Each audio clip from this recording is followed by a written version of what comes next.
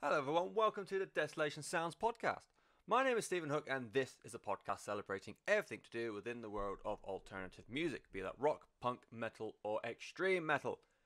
Coming up with this week's show, of course, all the news from the past 7 days, as well as album reviews from the Skints, the Wildhearts and the Employed to Serve. An open mic this week comes from Trivium and their 4th album, Shogun. But as ever, we will start with the news, and there is actually some news this week. We've been quite low on the ground past few weeks, haven't we? Killswitch Engage are planning something mischievous for the 25th of this month, which is next Tuesday, or the past Tuesday. I don't know when you listen. Tuesday in June, the 25th one. All they've done is released a teaser picture on Facebook. The guess is it's a new song. Hopefully, I can't double check because Facebook's down, so I can't get any new news. But the current rumor or the current belief is that it's a new song. Killswitch have been saying they've got a new album coming out for a while now, so hopefully will be something to do with that. I think a new Killswitch would be warmly received. Hopefully they won't do what Sleep Token did, which the original line that I wrote this in for was for Sleep Token. They were posting something weird and wonderful on Twitter. Ended up just being a run of shows in the UK, which I could never go to, so fuck that guy. But also, please release new music. I like Sleep Token. Now, it's kind of all down here in terms of news.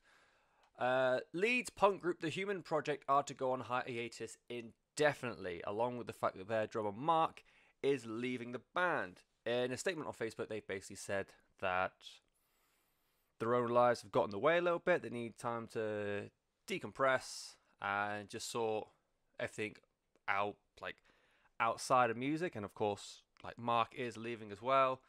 As far as I can tell, or like what they've made clear, there's no bad blood. They've basically just said it comes to a time where every now and again things just don't line up the way they need to. And he has other projects. I wish I could name drop him, but like I said, Facebook down, dead, whatever. They've made it ambiguously clear that they are not splitting up. They are literally just taking X amount of time off to recharge the batteries, and they'll come back stronger than ever. I'm kind of gutted actually. Human Project was one of the first small bands I ever got into, and I've sort of like watched them grow and grow and grow. And the last album, Clarion Call, was brilliant.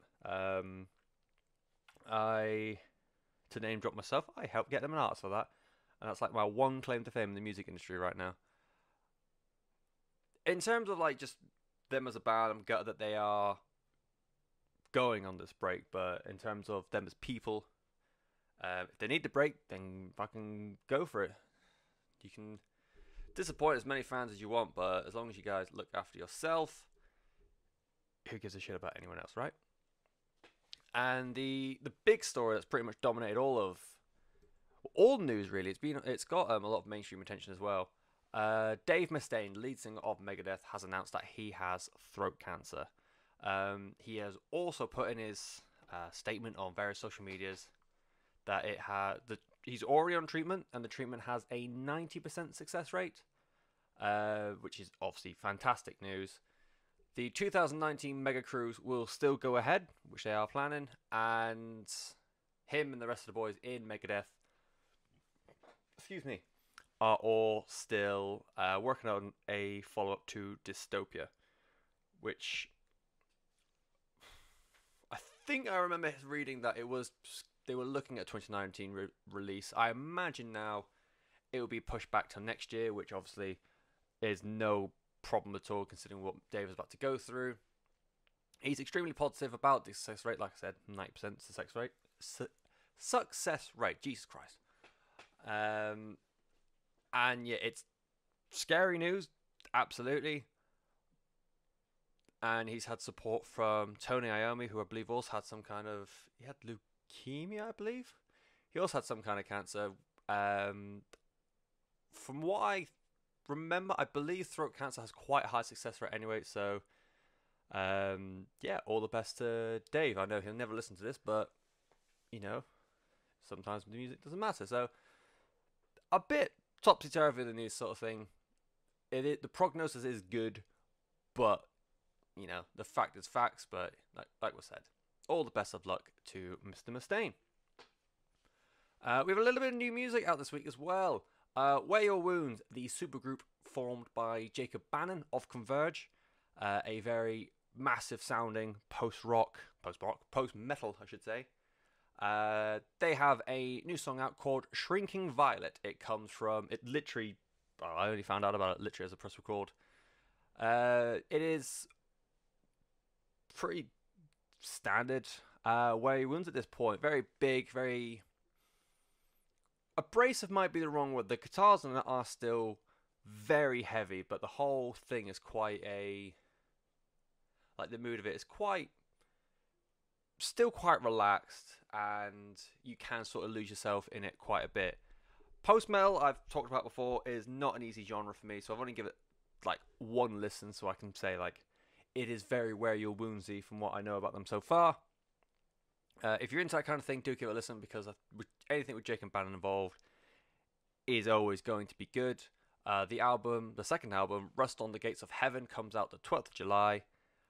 I got the first one, and like I said, although I'm not a big fan of post-metal, I did enjoy that one. I think it was self-titled, and yeah, it's pretty much going to be a must listen to for anyone who enjoys that style of work anyways. We also, as well as some new music, we have some new albums being announced. Alter Bridge, I got this from the editor at What Culture, because somehow he had an inside scoop. Alter Bridge have a new album coming out called Walk the Sky. That's coming out on the 18th of October. Forgot what month number 10 was. There is a lead single. It hasn't quite come out yet. Somehow he got the inside scoop on that. I want to get his sources. The lead single will be called Wouldn't You Rather, and that's going to come out 28th of June, so that's just over a week from time of recording. I imagine it's going to sound exactly like Alter Bridge sound like, but because it's Alter Bridge and not Creed, it's going to be very, very good. So, hopefully, if I remember when the song comes out, I'll give my own personal thoughts, because that's interesting. And the other album and the other bit of music we got from this week is Chelsea Wolfe has announced that she is releasing a follow-up to 2017's His Spun. The album will be called Birth of Violence. It's going to come out the 13th of September. And there's already a lead single coming out. It's called The Mother Road. I really like this song. It's a lot cleaner. It's less fuzz and less effects on the vocals, which... the only Chelsea Wolfe album I've really listened to is His Spun. And I kind of struggled with it because there's a lot of effects on the music, and whereas, for example, Devin Townsend's always got a big wall of sound in his music, you can sort of identify individual parts, or it's a bit more structured together. This, with His Spun, because it was quite a doom metal affair, it was just a wall of noise that just sort of fell into a fuzz, which just didn't quite do it for me. I tried a lot with that album. There's a few songs on there that I do that I have saved and I do go back to occasionally, but as a whole I struggled with it a bit. But I really liked the Mother Road, excuse me. There's less effects on her voice, so you can sort of hear her for her. There's instrumental dives in the music. They're sort of less... it completely fucking threw me. It scared the shit out of me first time I heard them. Yeah, I don't know. I don't think they're guitar, but they sound too organic to be synths. I'm not quite sure, but when you hear them, you will recognise exactly what I'm trying to muster up. Yeah, I thought it sounded really good. Quite looking forward to it. If she stays this sort of thing where it's very clean vocal and it's her, put as much fuzz on your instruments as you want, but leave her as her because she sounds fucking phenomenal in this. The artwork looks so imposing. It's just her, I think, on a rock range or something like that. And yeah, it's just it's almost pagan. She just looks so dominating. I really, really like it. But yeah, that's coming out the 13th of September. The lead single, Mother Road, is out now. That's by Chelsea Wolfe.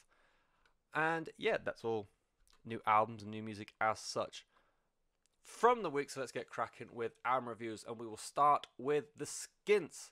And their fourth album, Swimming Lessons. They are from London, and they have like a blend of a variety of different genres that you could blend. They're primarily in like the reggae, ska sort of area, but they also include like dub and hip hop and grime, alt rock, a bit of pop punk every now and again. I first became aware of the Skints many moons ago. I can't remember specifically when, but I just remember seeing the music video to their song Rat-a-Tat, and I was completely, I still am, if I would go back to the music video now, I'll still just stare at Marcia's mouth, which is weird. I can see why that would be weird, but just staring at Marcia as she delivers the rap verses to Rat-a-Tat, it's so fast. And years on, I will still try and like sing along, and I will get lost after the first syllable. And yeah, I just thought that the rest of the song is also pretty brilliant. Do have a listen if you are that way inclined. But for whatever reason, after that, I just sort of considered them a greatest hit sort of band. Out My Mind is another song that really sticks out, and it's just wonderful.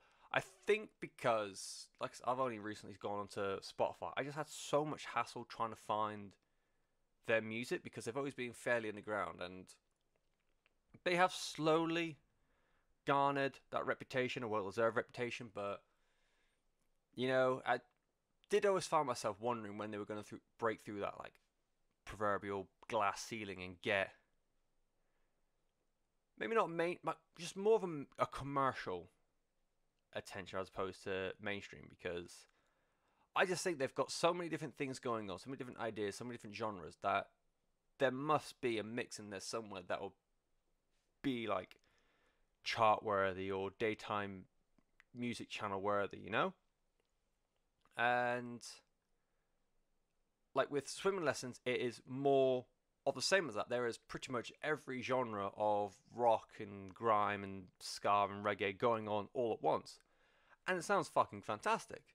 I defy anyone to not bob side to side to the song Restless. It's the second song on the album. It's featuring Grammy-nominated artist, got very fancy. I believe it's pronounced Protege. That makes me like, I'm pretty confident that it's not spelt like prodigy, but you know, what do I know? I was swinging along to it, to Restless, as I was writing the notes out for the song. It's fucking great. Opens with this, well, it has like, its bass is rooted in like 80s special style, like dark ska kind of sound, but then has these like injections of hip hop from vocalists and instrumentalists, Joshua, Jamie, and their guest Protege. And then the album completely flips, and then on track number 3, Gets on Top, it's this ultra poppy electro reggae bop, apparently, if I was described it.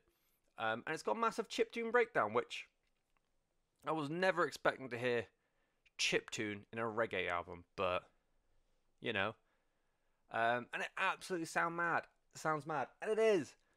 It's chiptune and a fucking reggae song. That's a very pop reggae song. But the Skints find a way. They have some sort of magic formula to make that sort of ludicrousy work, and work so well. What did I learn today? Invites the punk rock that I was talking about before. Invites like a punk rock feel into the whole vibe of the album, and it comes complete with a very cynical breakup story, because what punk song isn't complete without a cynical love song? And that punk sort of sticks around for the song The Island, which is a wonderfully bleak commentary on the UK as a whole. And I read a like track for track thing that they did with an online webzine thing. I probably should pay more attention, but they've got like about a paragraph or so of description for each song. Then it gets to The Island. It's like, commentary of England, keep out Brexit, which, you know, pretty to the point. I like it. which the whole theme around the island, the commentary about the UK. The song is great. I love the song. It wouldn't hurt as much if everything they said wasn't 100% true, and if I didn't live here when it's all happening. But beggars can't be choosers. Overall, I found I've never massively gone in on reggae. Ska I do enjoy off and on. I think it's one of those genres where everyone just doesn't want to admit that they really enjoy ska. As a whole, I can't really find massive flaws with it. It's not, as much as I enjoyed it, it's not like album of the year contender or anything like that. It might squeeze its way into top 20 at the end of the year. The only major flaw I can say is the first half of the album. I'd say up until about the track 8, The Island, is far superior than second half. Donkey Brain, in the grand scheme of everything, I saw someone say that that's so against the grain for the rest of the album, when I just want to reiterate a point. There is an electro reggae song with a chiptune breakdown in it, and you're worried about Donkey Brain, which is a solo acoustic ditty. Just fucking listen to the rest of the album, you fuck. But, there's lots of albums where... the Exit 10's albums, some of my favourite music of all time, and both of them, the first half is always vastly superior than the second half, but, that's not really a sign of anything at all. I just think it's a really mellow album, a really easy to listen to album. You can have it on, you can listen to it and get all the intricacies about everything they've done, and pay attention to every little nook and cranny of the album, and you get loads of enjoyment out of that. Or you can have it so you're doing something else, you're playing a game, you're reading a book, whatever, and have it on the background, and you can just have it carry your day and equally have the best time with it. I think overall it does suit the current British weather we had down to an absolute T. 1 minute it's blistering sunshine, next minute it is pissing down with rain.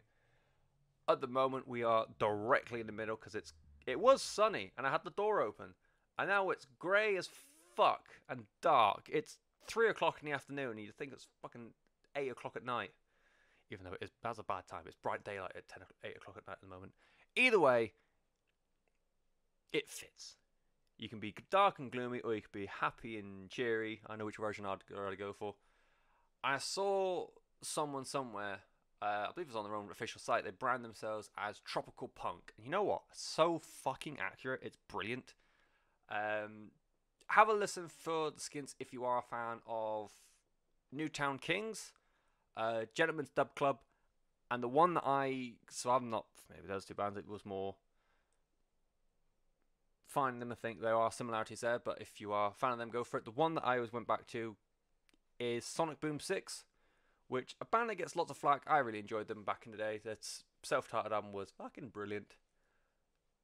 The way they do combine pop and ska and grime and big sounding punk rock, similar sort of vibe here, whereas they do lean more towards the rock side of things. Skints more focus on the reggae side of things.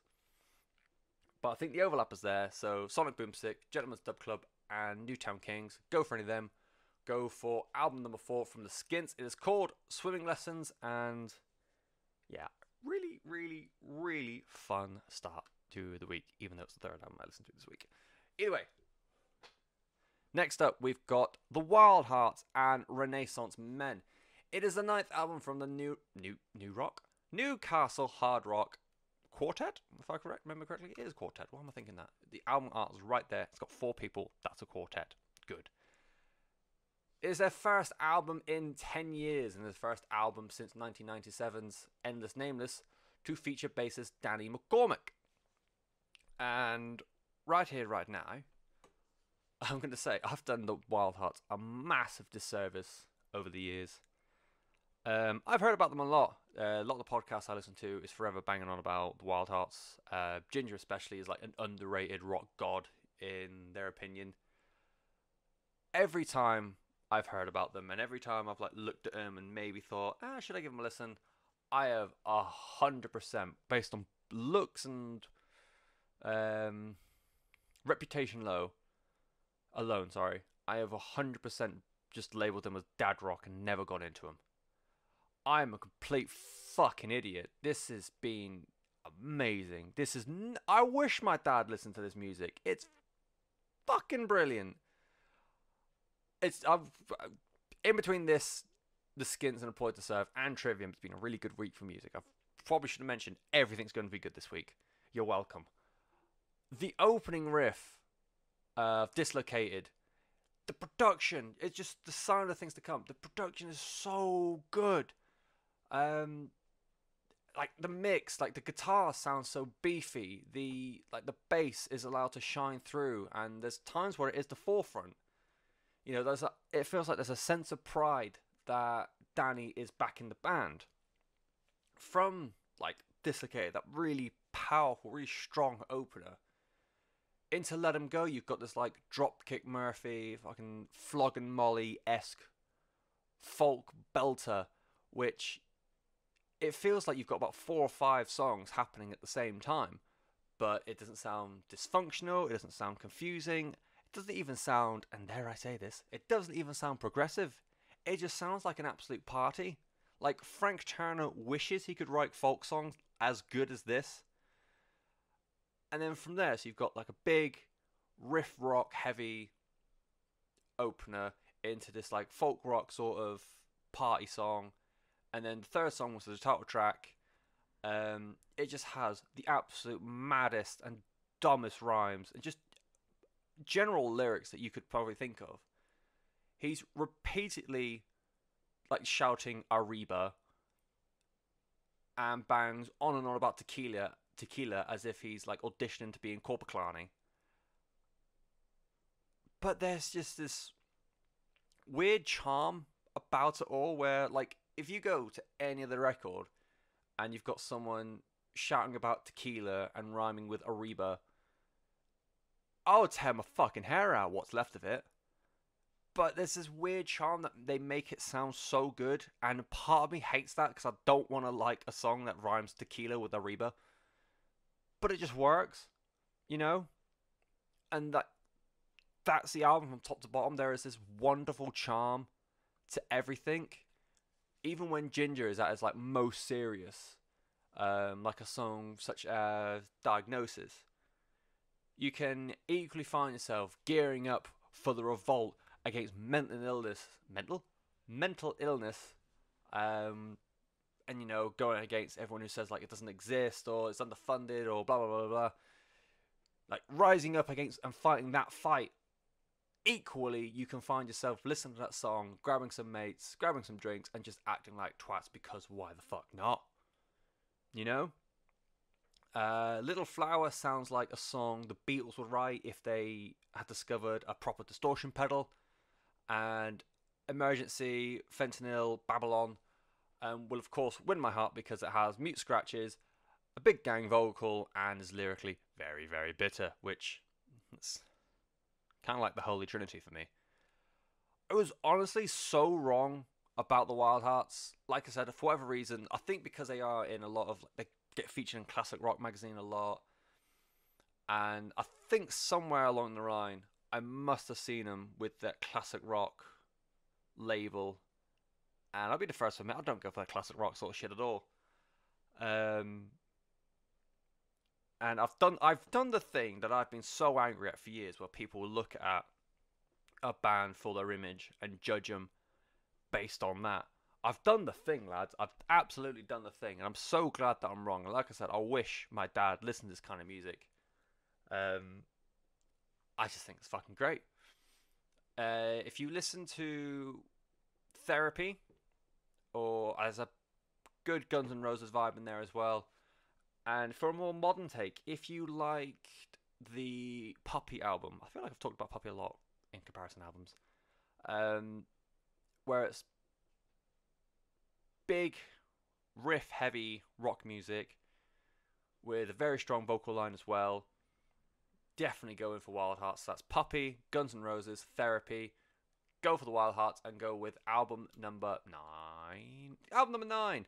It's called Renaissance Man. And yeah, it's just very, very, very, very, very, very pretty good. Last album up for this week's run of new release albums. That was very difficult to say. I don't know why. It comes all the way from Woking, which might be about a couple of hours from where I am. It's called Eternal Forward Motion, and it is by the hardcore troupe known as Employed to Serve. It is album number 3. And Employed to Serve have done a very fine job over the last few years of getting themselves over as one of the UK's brightest and equally most lethal rising stars in the independent scene. They helped establish Holy Roar Records as being like a prominent seal of approval for any new and emerging hardcore acts. And they've done this. Like I said, this is album number 3. And they've got Greater Than You Remember and The Warmth of a Dying Sun. Both albums did massive things. You know, everyone was harking out about them. And I remember, like, podcasts each time those albums came out, just constantly ranting and raving about how good they are. And slowly, with lead singer's Justine involvement with Holy Roar, that connection there, just being signed to Holy Roar in general, it's done a wealth of good for not only the band, not only the label, but just for UK hardcore as a re-emergence anyways. But despite, you know, this, they are 2 albums in. This is album number 3. The third album, often the most difficult. You know, there's always the... I know it's more of a thing in thrash metal, but people always really, really hone in on that third album because it's a sign of you've done good twice. If it's 3, it's a pretty good level that you can stick it out and last a distance. And I think they've done a pretty good job. Eternal Forward Motion is, I've described it as the soundtrack to the collapse of regular society.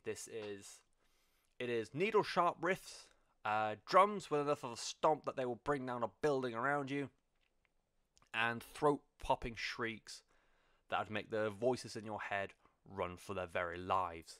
The very easy influences on show are the likes of, you know, Converge, the Dillinger Escape Plan, but beneath all that, beneath like the very hardcore, shouty, raw barrage, there's almost like a dark nu metal, apparently, a dark nu metal undercurrent. You got Harsh Truth, which is a very deeply intense song, but it is as Korn-like as you can get without actually being Jonathan Davis. Songs like Reality Filter and Beneath It All combine hardcore and nu metal, similarly to how Code Orange or Cane Hill do it. You know, it's very fast, very strong, very abrasive riffs, all with that like nu metal bounce beat in the background. I think, what song was it? Oh, We Forgot You, excuse me. It has a touch of the Roller Tomasi about it. Very more like the most recent album. The riff structure and like the riff arrangement, song, you know, the general vibe of it is very similar to something from Time Will Die and Love Will Bury It. That's just, you know, I can't think right now what song it is that directly reminds me of it, but I just think like the way they've got the melodies, they have like melody playing with this big chorus just beforehand. Yeah, very Time Will Die-esque. The melody in the title track and the opener is just, it gets me every time. It still goes harder than, you know, most bands can go, but it's just so intense, and it will pop any crowd that hears it. And I imagine like guitar-wise, it's a very simple effect to get, something very melodic yet very, very harsh and abrasive at the same time. But guitarists Sammy and Marcus make it sound so effortless, and it sounds so good. I think last week when I was talking about the Amon Amarth, when I was always trying to explain like a melodic death metal kind of chorus where it is melodic and abrasive at the same time. Just because it's melodic doesn't mean you have to go to like acoustic guitars. This is the sort of thing I'm talking about. Like, at no point are you saying like the chorus is like, it's basically like pop punk, because it fucking isn't. It's still so angry and angular, but yeah, it's got a chance for Justine to hit like the really big notes and the big vocal hooks that make you think, holy shit, I might die, but I'm okay with it. The lead single from the album, which I believe was force fed, I hope it's force fed because that's what my note is based around. It is so I found myself using this word a lot during like my notes for this. Intense again, both lyrically and musically. It's more filthy sounding riffs that just sort of explode into one of the best choruses of the year. Second maybe to the one in Eternal Forward Motion. Sammy almost sounds like quite, I was going to say imposing cleans. They're not like a punk rock clean. They're very gravelly, aren't they? But yeah, he sounds so imposing in his own right for those cleans. The trade-off at the end between Justine and Simon, like, I've heard your fuse force fed. Oh, it's so good. I fucking love that part of the song. And lyrically, it's just so fucking aggro. Hand me the scissors, I'll cut off my ears. Just hand me the hammer and I'll nail your mouth shut. Like, fuck. They're so angry. And it's so fucking good. It's just, like, overall, so unrelenting. It's such a visceral experience, similar to what I was talking about with the Jane Doe album a week or so ago. Dull Lake Behind My Eyes is probably, like, is the hardest this album goes, which is fucking saying something. Breaking out, like, the vocal trade-offs with the mathcore-y, squealy riffs. I have no better description than squealy. Bare Bones on a Blue Sky goes quite shoegazy, the last song. It's almost Deftones-like at times. Very, very meandery. And still pretty good. I don't know why I started to rock side on my computer chair. No one can see it. There's also no music playing. I'm smart. It still sounds like Bare Bones on a Blue Sky. As, like, maybe you could sort of say it's the softest song on the album. That just don't play it at kids' parties. Still sounds like the apocalypse is at your front door, you know? And similar to, I'm banging about a lot, similar to Converge, the album is very cathartic. You know, shit week as it's been, put that on and you can just, you know that video of, it's some sort of garden party. And this is a tangent. The bloke's little boy gets, or child of some kind, gets hit by another child. So the father will have none of it and just backhands the child that hurt his.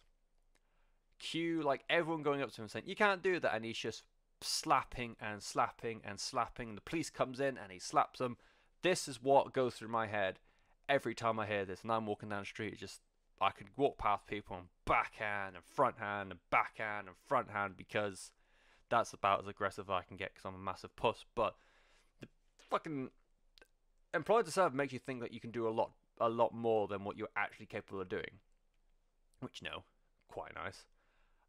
But similar to Converge, the lyrics are very almost poetic, I guess you could say. I've got like 3 examples. I can't remember what song comes for it, but it probably will be quite obvious once I start reading them. I want to crush those rose-tinted glasses beneath my feet and let the glass bleed new life into me. I once had youth on my side till it sold me out for the next one in line and turned its back on me and said, you're on your fucking own. Oof. I'm selling a lie. Appearances are everything. In my mind, I'm a far cry behind, but I'll keep portraying this a false identity. Double oof. Searching for the truth shall... I'll try that one again. Searching for the truth shall set me free. I'm running to the finish line, but I'm out of breath and I'm going blind.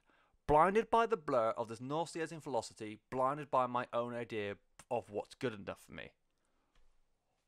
Oh. Cuts deep. And it's like, I was saying before, in terms of having Jacob Bannon's lyrics instead of Shakespeare. Fucking add this to it. they're so like they're not so painfully obvious and so on the nose that it hurts you. It is using like a wide vocabulary and like a wide wordscape. Is that a thing? Just to convey how shit things are and just how like it touches on a lot of things. So it does touch on politics and anxiety and mental illness, that sort of thing. And it's just, you could easily say like politics bad, you know, or my anxiety is pretty shit in it. But just structuring it in a way where it is not flamboyant is the wrong word, but it does make it sound like much more expansive and much more of a thing than just it's shit. You know? I think this album is fucking great. Really, really have had the best time, and I kind of feel bad that I haven't given enough time. I've given a lot of time to Wildhearts. I feel really sorry for Skints because any other week they would probably be the album of the week, but goodness gracious, it's been fun this week. If you are a fan in the hardcore spectrum of Converge, I've gone about them a lot because it's just a thing. Converge, Palm Reader, or Knock Loose. I don't know too much about Knock Loose, but I know a lot of people. They are the entry point for a lot of hardcore, like new hardcore fans. Move on from Knock Loose, get into real hardcore, get into this, get into Palm Reader, get into Converge, and this again because Employed to Serve are fucking brilliant. The album is called Eternal Forward Motion. It is album number 3. They are wonderful. They're ours. They're UK hardcore, and yeah, they are more than worth your time. I'm gonna go for a stretch before going into the open mic for this week, and it comes stateside, or from stateside. It is Trivium with their 4th album, Shogun. It came out in 2008. Trivium, I'm sure many people are. I didn't know they were from Orlando. They're from Orlando, Florida. I didn't know that. They were part of the metalcore scene from the mid-noughties, and since then, I think they've done more than enough to sort of like move away from that label, and I'll talk about it a little bit more later. But at this point, they're on the back of the Crusade, which was very Marmite received. You know, I think it's received a lot more praise in the years since. But at the time, because it was a bit more speed metal influence, the Crusade compared to the Ascendancy. And yeah, metal fans, I think I've said before, quite narrow-minded. They just kept screaming, I want the harsh vocals back, which, you know, something else I'll get into a little bit more in a bit.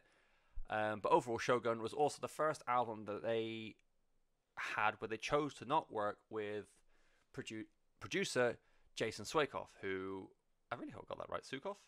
I think it's Sukoff, actually. Yeah, he had produced Crusade and Ascendancy, I believe.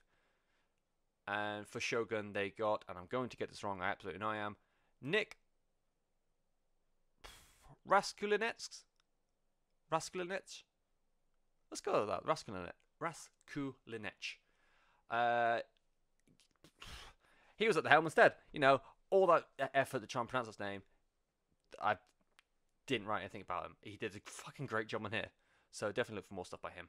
I've always felt a little bit sorry for Trivium ever since I read an article saying that, well, it was from Matt Heafy. Basically said he never intended for Trivium to be a big, screamy, shouty band. Like, all the guys in Trivium, they are OG metal fans, like Big Four of Thrash, Maiden, Priest, fucking Accept, you know, Testament, Overkill. They are die-hard metal fans, and they never want to be screamers. And I think that's evident in the Crusade when Matt tried to do like a James Hetfield style, like rough clean, I guess you could describe it. And in the Crusade, and eventually what became like several years later in Silence in the Snow, I feel like those two albums. I know Silence in the Snow was more clean vocals purely because I think at the time Matt had a problem with his throat, so he just flat out couldn't scream. But I feel like Silence in the Snow and The Crusade is closer to what Trivium wants to have as their known sound. You know, this is, you know, speculation. I don't know any of the guys from Trivium personally, you know. It's just my take on things, which is why we're all here. And based on that, based on the fact that they want to be known as this fairly clean sound, or like clean vocal sounding metal band, but they've already got this initial rise as being like a metalcore scream band, there is a desperately fine line between keeping fans happy, music critics happy, and maintaining their own principles. And as a side thing for me, Down From the Sky was one of the first songs I heard on Scuzz when I moved back to England in 2008. And at that point, I had not seen nor heard anything like it.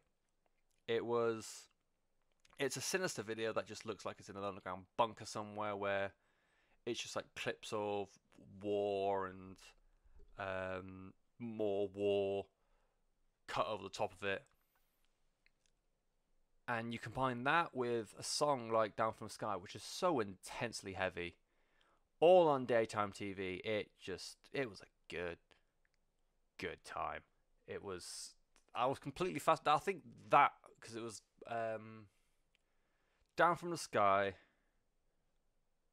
Indestructible by Disturbed, Psychosocial by Slipknot, and Day That Never Comes by Metallica. Those 4 songs were pretty much what Scuzz played on repeat when I first got back to England, and I think that's why I'm where I am now in terms of music. So thank you, Scuzz.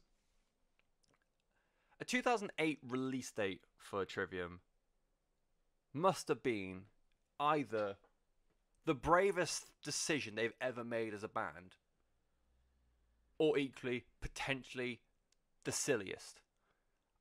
Daunting either way, because 2008, as well as, you know, All Hope Is Gone by Slipknot and Indestructible by Disturbed, also saw the return of the biggest band, I don't care what Iron Maiden say, the biggest band in the world, Metallica, returned to their thrash metal roots in Death Magnetic. I don't care what people's opinions are on Death Magnetic. I don't care what people's opinions are on Saint Anger. But as soon as anyone says there's a new Metallica album, everyone's going to listen to it. You know, Metallica say we've got a new single coming out, and everyone will listen to it. Everyone will listen to Lords of Summer. That song, actually pretty, it's very 6 out of 10, but everyone fucking listen to it because Metallica are Metallica. So for Trivium to try and have, not only are Metallica coming back to a thrash metal, heavy metal approach, Trivium have been told by streams of fans and critics that they need to return to a heavier metalcore kind of sound themselves. So it's basically, you're going toe to toe with the biggest band in the world for a return to form album. You know? Like, Trivium in these days would so frequently get labelled as the next Metallica. And now, in 2008, they were literally toe-to-toe with them on the back of very tepidly received albums, and they needed to, you know, restart the magic, as it were. So I don't envy them in the slightest. I would have been just a river of poo thinking about it. But straight from the off, Shogun is a darker, more sinister affair. It eclipses Ascendancy, which, you know, Ascendancy, to this day, 2019, it's still revered as like the shining light, or a shining light in 2000s metalcore. Killswitch Engage, the opener, it shows off a more rugged, edgy guitar riff and just sound, and overall just guitar work from Matt and Corey.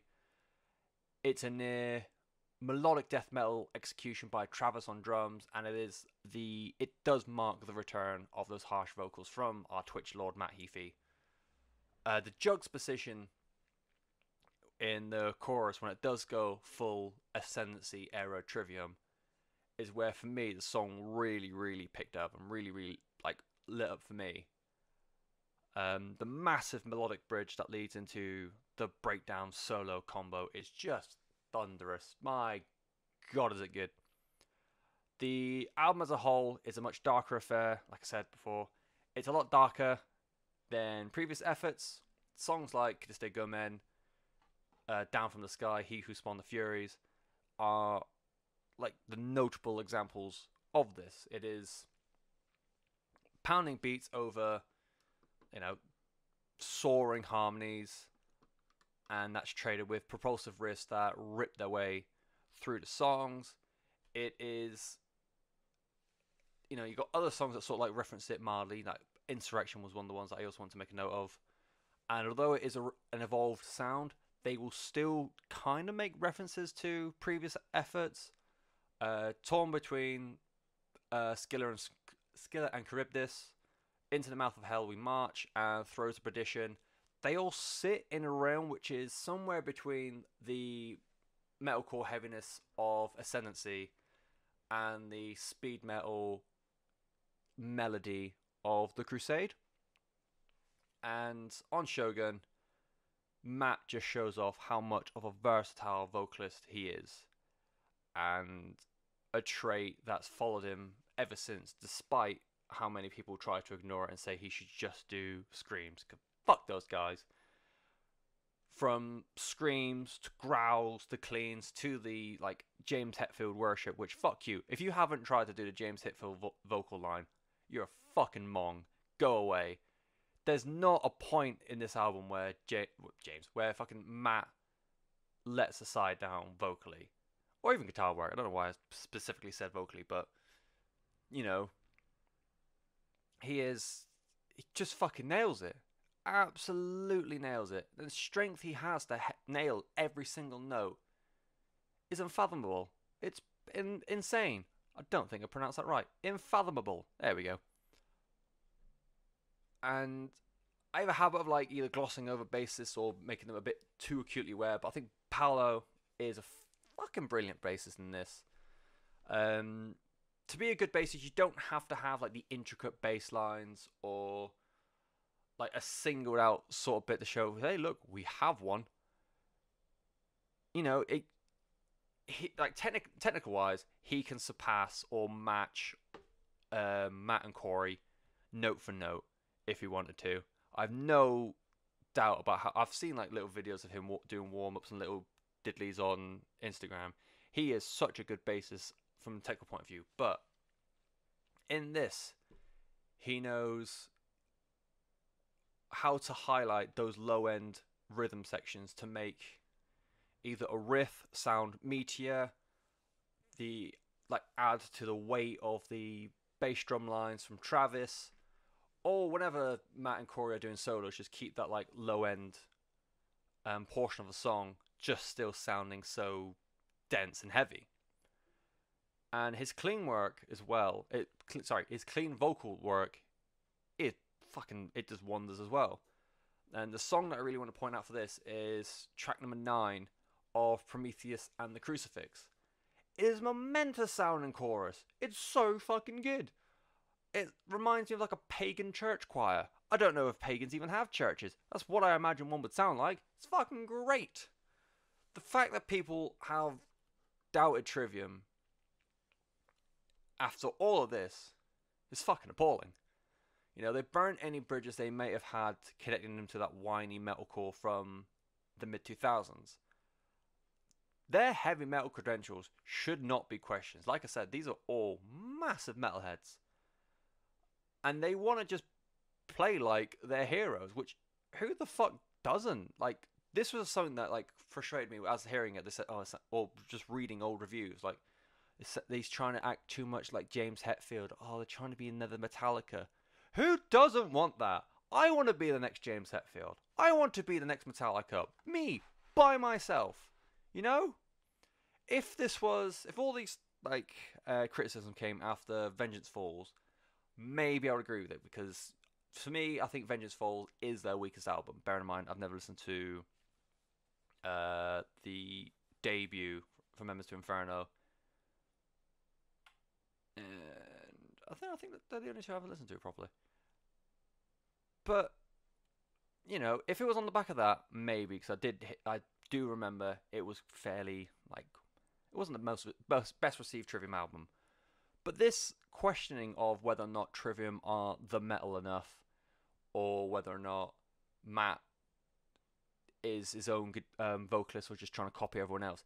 This carried on all the way up to the Sin in the Sentence, which is their latest album, which I think came out, 2017, 2 years ago? Yeah. Did fucking... All this time, people are still saying, oh, I don't know if they're up to it. That's fucking bullshit. Trivium have been fucking brilliant for absolutely donkey's years. And thankfully now, after it took the Sin in the Sentence, where they basically made a blistering, borderline melodic death metal album, which I think if they made Sin in the Sentence directly after Shogun, there'd be no questions asked. But because it didn't appear like, I don't know. People are dumb. Thankfully now, like I said, they are the respected beacon of metal that they deserve to be. And in 2008, when Shogun came out, 2008 was such a fucking good year for alternative music. You had Gojira, Metallica, Opeth, AC/DC, Slipknot, Disturbed, Meshuggah, Guns N' Roses. And Trivium were able to stand out of all of that. You know? And that's why Trivium should be like... I can't believe they haven't headline download yet. I don't even think they've done... Have they done Bloodstock? I'm not sure. But for people to doubt them after this, you're just a dim. You're just a dim boy and or girl. Since Shogun's come out, so fucking 11 years ago, I think it was 23 when he wrote this? I was 22. Cool. So 2 years ago, if it was my timeline, what was I doing? I was still working in retail. That hurts. In the years since Shogun, Trivium have largely stayed as the troupe they were. The only differences is, so Matt, Corey, and Paolo have all remained named Trivium. Shogun would mark the last release with drummer Travis Smith. And since then, Trivium, I forgot how many drummers they've been through since Travis left the band all that time ago. But occupying the stall at the moment is the very warmly received Alex Bent of Brain Drill and formerly of Battlecross. Travis Smith has since started a new project within the last year or so, I think. It's called Black Nova. They describe themselves as a groove, progressive, hard rock sort of thing. It definitely is more on the groove side, because I've only released a little teaser of a single so far that I found. It is with fellow Trivium alumni Brent Young, who was the bassist, I believe, for their debut album all those years ago. Corey and Paolo have pretty much just done Trivium. They've done little guests here and there, but they are predominantly Trivium boys as far as I'm aware. Matt has got a black metal project in the pipeline that he's working with Ishan with. No recent news about that, and I think that's the only other major project he's been in. Obviously done loads over the years. He did Caphanum in the early Trivium days. He was a captain. Fucking hell. He was a captain at like 1920 for the Roadrunner United project. Still one of my favourite albums of all time. And now he is a very prominent streamer on Twitch, of which he does music and Fortnite and other such video games because he is just a cool dude. And we love him. And we should love him. But that is Desolation Sounds Podcast for another week. You have been given reviews for the Skints with Swimming Lessons, Wildhearts with Renaissance Men, and Employed to Serve with Eternal Forward Motion. And the open mic was Shogun by Trivium. Next week, we should have Flesh God Apocalypse, Baroness, and Her Name is Kala. Quite intrigued by Her Name is Kala. I've heard many, many, many things about the album, which unfortunately comes from a band who have just announced they are going to split up. So it might be bittersweet, might be glad to see him go. Who knows? Have to tune in next week. Usual social medias, at Desolation Pod if you want to come and yell at me, or if you have any differing opinion, or if you think Trivium aren't worth it, at which point you can fuck off. Have a glorious week, and I'll see you soon. Bye-bye.